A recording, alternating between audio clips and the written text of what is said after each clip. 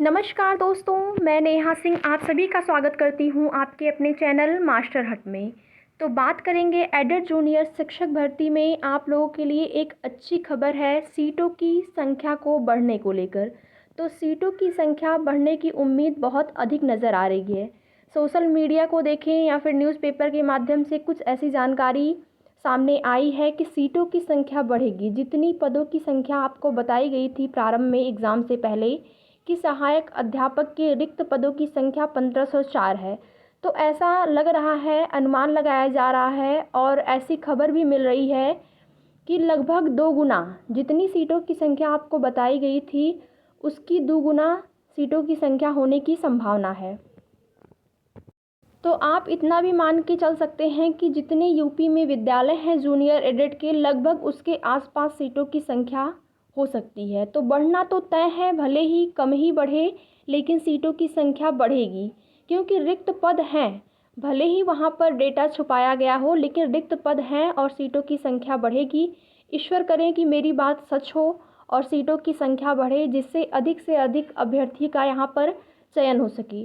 क्योंकि कोई भी अभ्यर्थी जो कि 90-97 पास हैं, उन्होंने बड़ी ही मेहनत करके यहाँ तक का सफ़र तय किया है। तो ईश्वर करें अधिक से अधिक लोगों का चयन हो।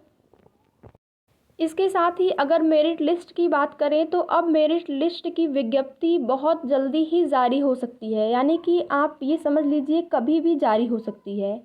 और आपकी जो चयन सूची जारी होगी वह 2 तरीके से आ सकती है।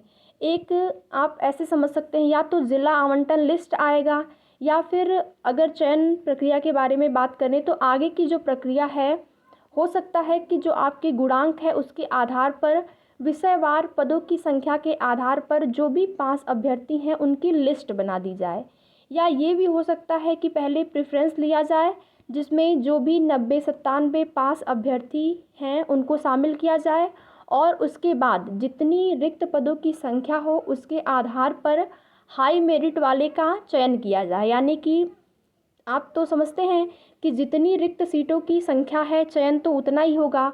तो पहले 90-97 जो पास अभ्यर्थी हैं, हो सकता है कि उनकी लिस्ट एक आ जाए और उसके बाद मेरिट के आधार पर चयन की प्रक्रिया को आगे बढ़ाया जाए। तो ये 2 तरीके से चयन प्रक्रिया जो है आगे बढ़ाई जा सकती है। उसके बाद हो सकता है अगर रिक्त सीटें बची होंगी तो उस पर प्रतीक्षा सूची जारी की जाए। तो आप सभी अभ्यर्थी भावी अध्यापक हैं और यहाँ तक पहुँचने के लिए आप सभी ने बहुत मेहनत की है। तो हम भी बहुत मेहनत करते हैं आपके लिए। अपडेट्स जो भी होती है, नई नई जानकारी जुटाने में समय लगता है, आप लोगों को बताते हैं। तो आप सभी भी अपना सहयोग बनाए रखिए। जो भी अभ्यर्थी चैनल पर नए हैं प्लीज़ चैनल को सब्सक्राइब कर लें, वीडियो को लाइक करें, शेयर करें, जिससे कि अधिक से अधिक अभ्यर्थी इसका लाभ उठा सके। जो भी नई जानकारी हमारे चैनल के माध्यम से आपको प्रोवाइड कराई जाती है।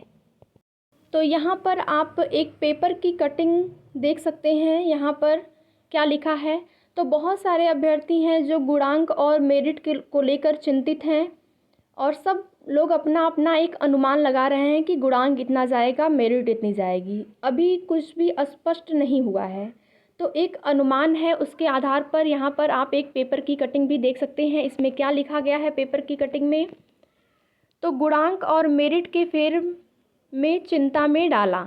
यहाँ पर देखिए, अशासकीय सहायता प्राप्त एडेड जूनियर हाई स्कूल शिक्षक भर्ती की लिखित परीक्षा में सफल घोषित किए गए अभ्यर्थी चयन को लेकर गुणांक और मेरिट के बीच गुणागणित करने में उलझे हैं। आप सभी को पता है, जैसे बहुत सारे अभ्यर्थियों के कमेंट आते हैं कि हमारे इतने गुणांक हैं, हमारा चयन होगा कि नहीं।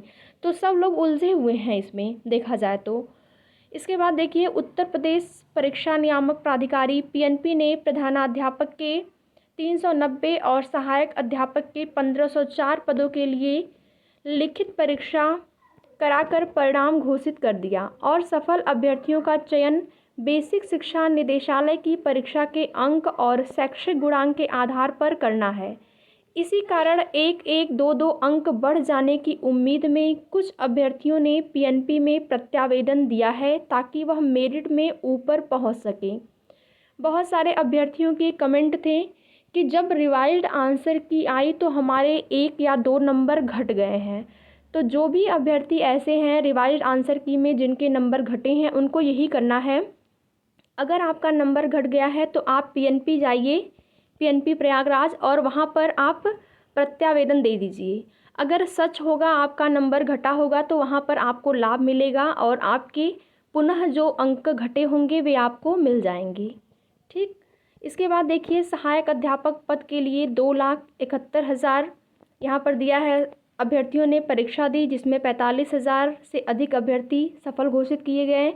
और इसी तरह प्रधानाध्यापक पद की भर्ती परीक्षा में 14,928 परीक्षार्थी सम्मिलित हुए और जिसमें 1,722 सफल हुए। इन सफल अभ्यर्थियों में से चयनित होने वालों की सूची मेरिट के आधार पर बेसिक शिक्षा निदेशालय की ओर से तैयार की जानी है। यानी कि अब यहाँ पर पीएनपी का काम ख़त्म हुआ और बेसिक शिक्षा निदेशालय की ओर से जो आपकी मेरिट सूची बनेगी वो यहाँ से तैयार की जाएगी, बेसिक शिक्षा निदेशालय की ओर से।